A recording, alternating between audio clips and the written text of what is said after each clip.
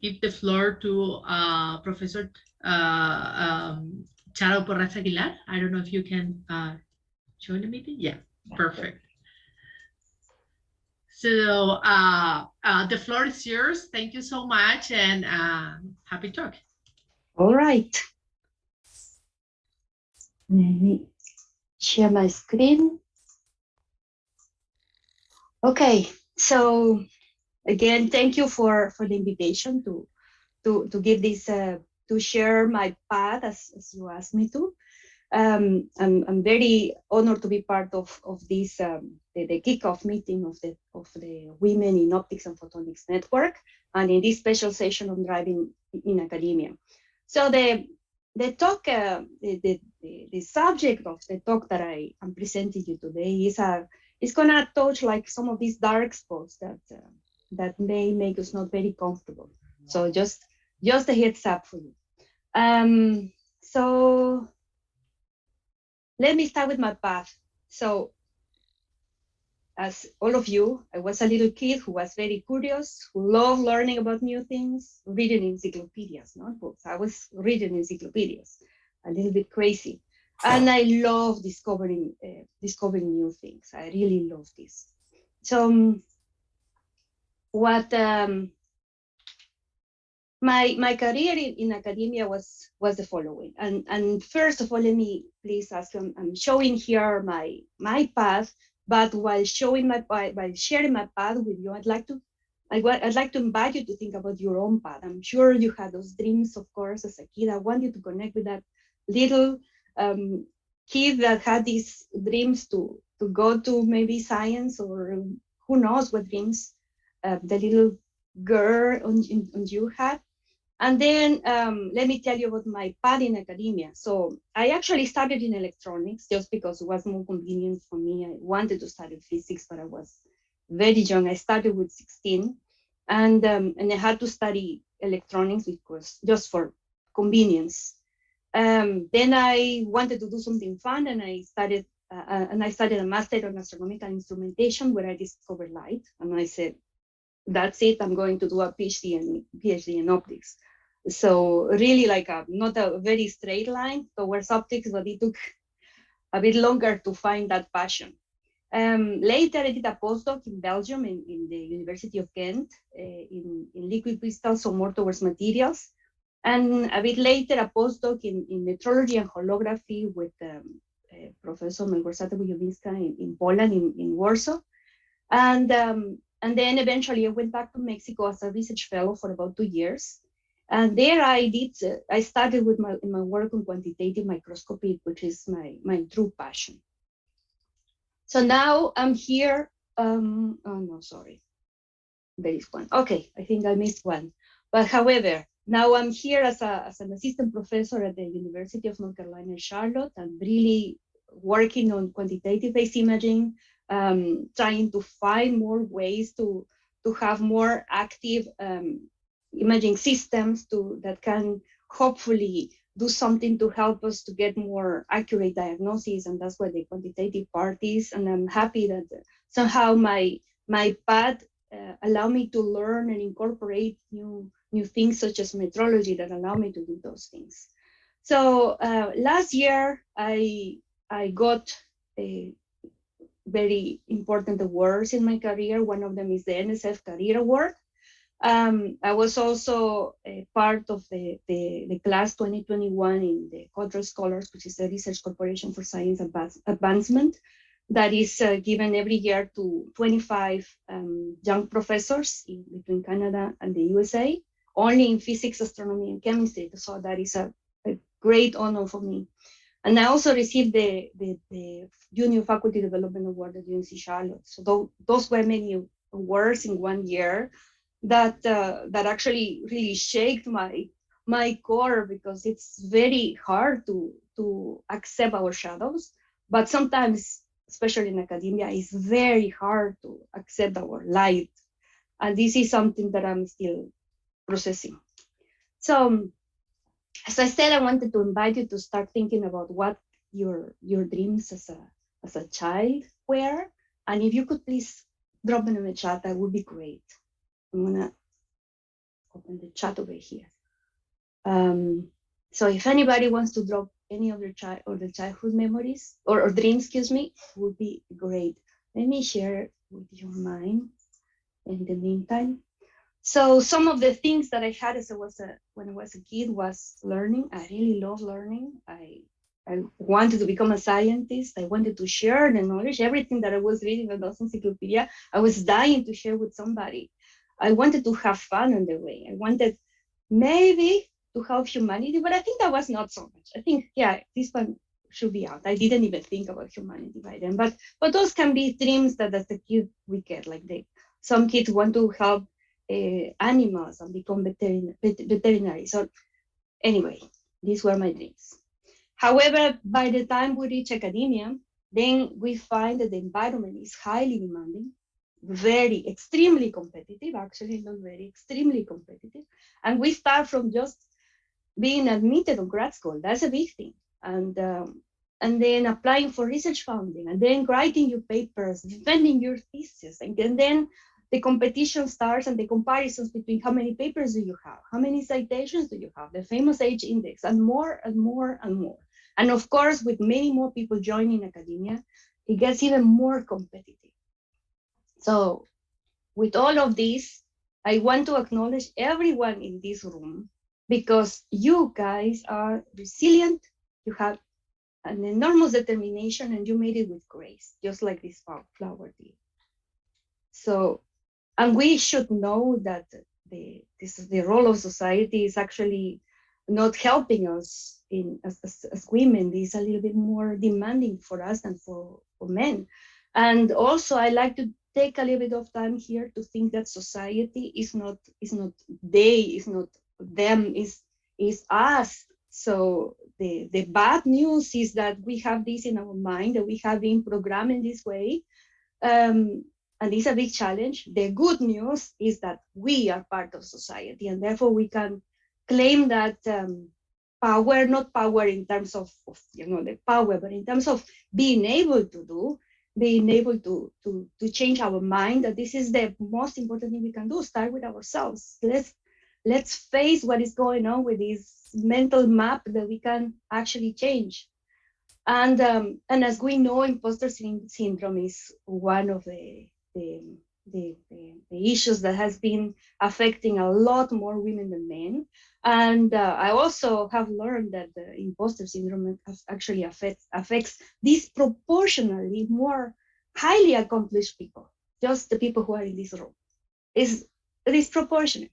So what is it? The assumption that we know just a little and we think that the others know this much. And the reality is that maybe it's something in between or something else. I don't know, but it's hard for us to get to see reality as it is because of the mindset that we have. So we end up maybe feeling like with a mix of emotions of maybe I got these awards, but do I actually deserve those awards? And then we start having these thoughts. And I also want you to start writing in the chat, what is it that you feel when you get something that maybe you don't feel like that belongs to you? And these are a couple of the thoughts I found that people with the imposter syndrome in general feel. For example, you are not worthy, you don't belong here, you are not competent, you're just not that good, it was just good luck, etc. You're not enough, you don't deserve this, you're a fraud, somebody's gonna catch you when they do a fraud. So that is how imposter syndrome feels. However, there is more here. Let me see if I get something in the chat. It was just, yeah. Thank you for telling me that. In imposter syndrome, there are many facets. One of them is that we may be feeling like this. I don't belong here. I'm ashamed. How did I come here? How did I make it? But we can also be, I'm gonna prove you wrong. I'm gonna make my plan and I'm gonna prove you wrong. And you will see later how I come out. There are some other ones, like for example, I'm gonna fight this and I'm gonna do this and I'm gonna do and I'm gonna do and do and do and do and do. You know what I'm talking about, right? And sit down in my computer until I finish this paper or this proposal, or even worse, you can get back to us and tell us, I told you, you failed, you see, you don't finish this work. It comes in a very negative way back to us.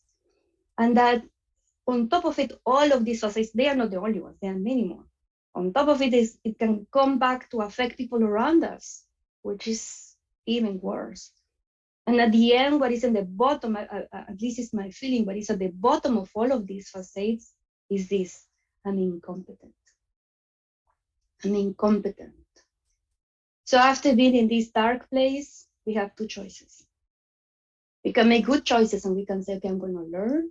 I'm gonna use discipline. I'm gonna grow my determination. I'm gonna accomplish this, and I'm gonna be resilient. And we are doing it, as you see. However, there are some times that we actually make bad choices, and we get sad. We get dissatisfaction.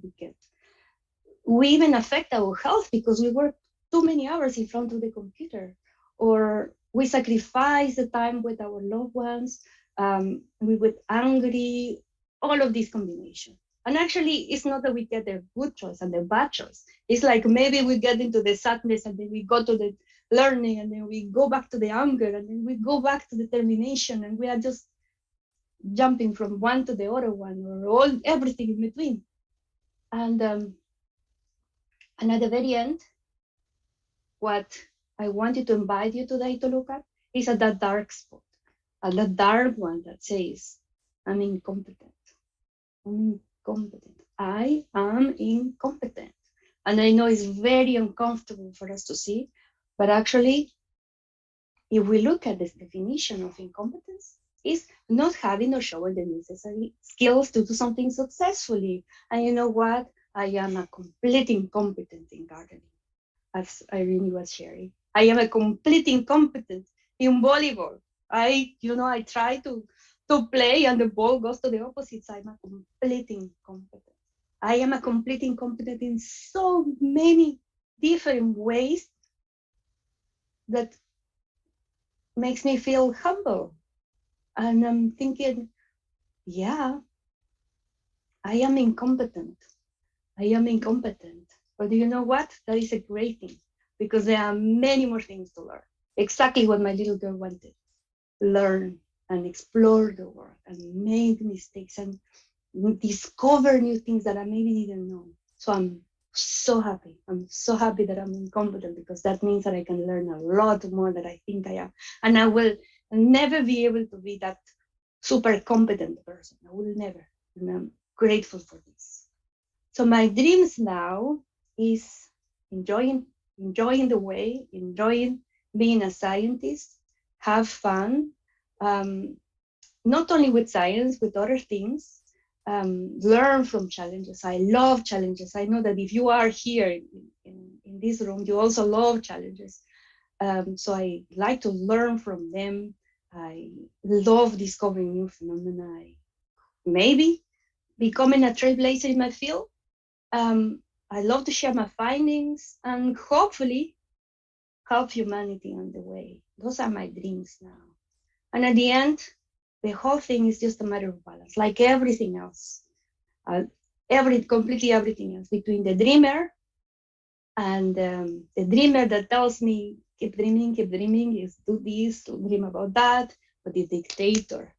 And at the end, if I stay in the dreamer, it's not gonna be like it's not gonna be the work that I really wanted to do, because there will not be discipline there. I need a little bit of my I call it often my Napoleon. This is my Napoleon that tells me, you have to do more. This is not enough. This is not excellent. Okay, I don't have to go to that age. I can stay somewhere in between.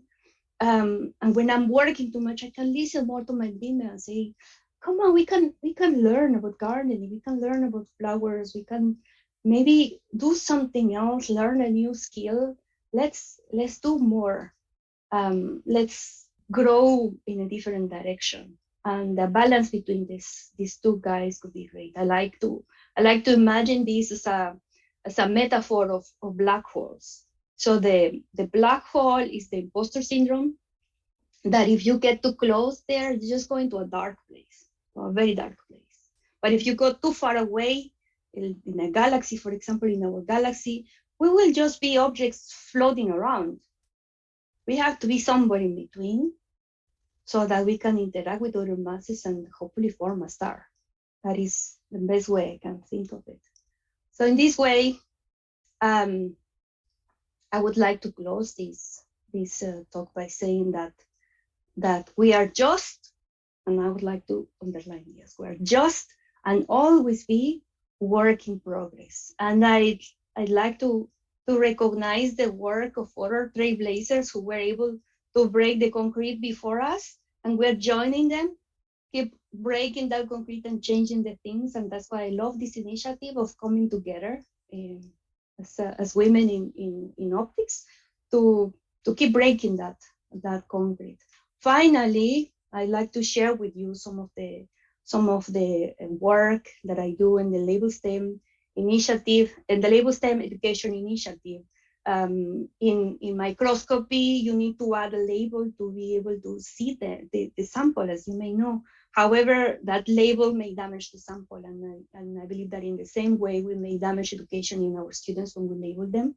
And the idea in this initiative is to enhance, to celebrate, to promote excellence in many different ways. And the invitation is that if you want to be around in social media, if you can, we have already showcases of some amazing women that have been breaking stereotypes in so many ways that I would like you to, if you could contact me on this. This initiative is sponsored by National Science Foundation and the Research Corporation for Science Advancement. And with this, that's all from my side. And again, thank you. Here is my social media contact if you want to get in touch with me. Thank you. Thank you so much for this wonderful talk. And I would like to invite Haley also.